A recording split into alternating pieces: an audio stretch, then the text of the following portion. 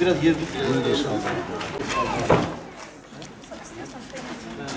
tam gergin.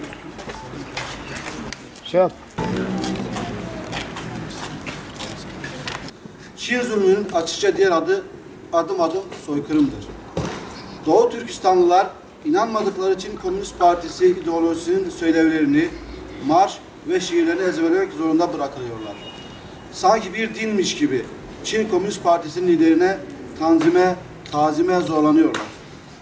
Biz burada Uygur'u, Kazak'ı, Kırgız'ı ve Husi ile İslam inancına mensup insanları ırkçı bir yaklaşımla topyekun ortadan kaldırmayı hedefleyen Çin'in soykırım içeren uygulamalarından vazgeçmesi adına bir kanat oluşturmayı hedefliyoruz. Ülkesi Bosna'da nice soykırımlara şahitlik eden rahmetli Alija İzzet Begoviç, unutulan soykırım tekrarlanır diyor. Hiçbir soykırım elbette unutulmasın ve insanlık ailesi bir daha asla soykırımlarla yüz yüze kalmasın duasıyla Çin'in bu zulmüne karşı ulusal ve uluslararası kamuoyunu farkındalığa çağırıyoruz. Doğu Türkistan bir etnik gruba karşı girişilmiş en yaygın ve sistematik baskı rejimlerinden birine sahne olmakta. 2016 yılından bu yana 1 ila 3 milyon Uygur toplama kamplarıyla hürriyetlerinden yoksun bırakıldı, işçi kölelere dönüştürüldü ve kısırlaştırma programlarının hedefi oldu. Uygurlar bugün en temel insani hakları ellerinden alınmış bir halk olarak kitlesel bir cezalandırma ile karşı karşıya bulunmaktadırlar.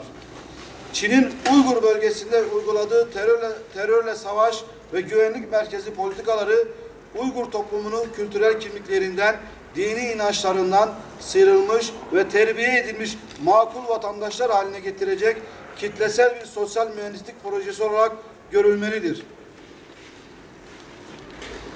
Bugün geldiğimiz noktada Uygur bölgesinde Uygurca tüm eğitim kurumlarından kaldırılmış, din eğitimi ve öğretimi yasaklanmış, Kur'an-ı Kerim dahil dini kitapları bulundurmak ve okumak, ibadet etmek, sakal bırakmak, başörtü, uzun etek gibi dini kisveler kullanmak yasaklanmıştır.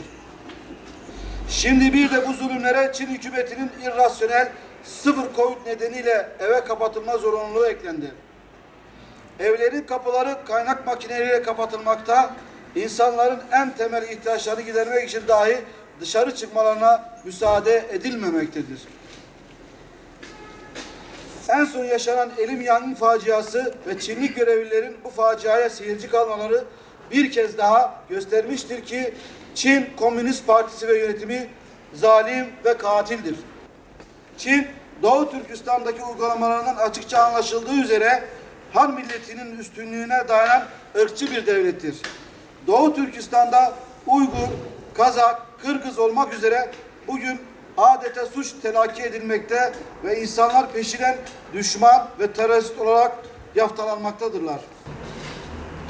Öncelikle Çin'in bu tutumdan derhal vazgeçmeyi gerektiğini ilkesi olarak hem uluslararası toplumun hem de kamuoyunun kabul etmesi gerekmektedir. Doğu Türkistan'da kurulan ve Uygur, Kazak, Kırgız ve diğer azınlık gruplarının evlerinin içine kadar takip edilmesini sağlayan yüksek teknoloji ürünü takip ve gözetleme sistemleri derhal kaldırılmalı. Sokak sokak, cadde cadde, ev ev bu uygulamaları yapan 1400'e aşkın güvenlik şirketi bölgeden çekilmelidir. Çin, Dünya Sağlık Örgütü'nü ve bağımsız sağlık kurumlarını derhal kamplara davet etmelidir.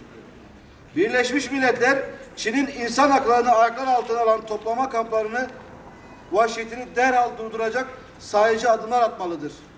Çin'in veto engelini aşabilecek önlemler derhal getirilmelidir. Toplama kampları utancından kurtuluncaya kadar tüm ülkeler Çin ile siyasi, ticari ve askeri bağlarını koparmalıdır. Çin'in en büyük ticari ortağı İslam dünyasıdır. Bu çerçevede ekonomik yaptırım mekanizmalarının etkinliği göz ardı edilmemelidir. Bu bir öz eleştiri. İslam dünyası ve medya kuruluşları Doğu Türkistan'daki hak ihlallerini yok görmekten vazgeçmeli ve bu konuya daha çok ilgi göstermelidir. Doğu Türkistan konusunda İslam dünyasının çatı kuruluşu olan İslam İşbirliği Teşkilatı adeta yok hükmündedir. İslam İşbirliği Teşkilatı kuruluş misyonu devrühte etmelidir. Zira teşkilatın mevcut tutumu Çin devletini daha da cesaretlendirmektedir. Esselatu vesselamu ala Resulina Muhammedin ve ala alihi ve sahbihi ecmaîn. Ey Rabbimiz! Doğu Türkistan'da seneler boyunca yaşanan soykırıma hepimiz şahitlik ediyoruz. Çin zulmünün şiddeti bugünlerde de daha da artmış durumda. Uygurlu kardeşlerimize her türlü zulüm uygulanmakta. Bunlar bizim ihmalimiz sebebiyle olmaktadır. Rabbimiz alem-i İslam'ı fert fert ümmet bilincine ulaştır.